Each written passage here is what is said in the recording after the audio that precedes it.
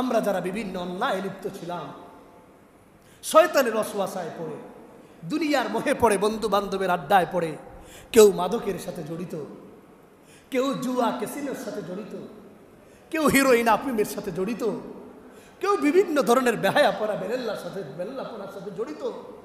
আল্লাহ ডাক দিয়ে বলেন, বান্দা আর কত, তোমার তো দাড়ি কালো থেকে একটু একটু দুই একটা পেকেতে সাদা হয়েছে, তোমার কি এখনো বুঝে আসতেছে না? এখন কি তোমার সেই কলবটা এখনো জাগ্রত হয় না?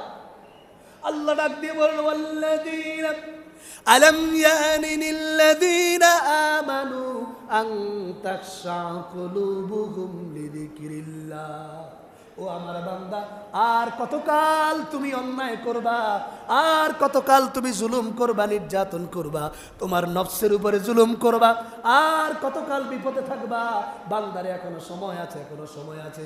তোমার সাথের বন্ধুও তো অ্যাক্সিডেন্টে মারা গেছে, তোমার সাথের বন্ধু তো বিভিন্ন জায়গায় অ্যাক্সিডেন্ট করেছে, তোমাকে আমি আল্লাহ আদর করে হায়াত দিয়েছি, দয়া করে তোমাকে আমি আল্লাহ হায়াতটুকু দিয়েছি। বান্দারে, দাড়ি দিয়ে একটা সাদা হয়েছে, এখনো সময় আছে, আমি আল্লাহর দরবারে ফিরে আসো, ফিরে আসো, তওবা করো, আমি আল্লাহ তোমার জীবনের গুনাহগুলো মাফ করে দিব।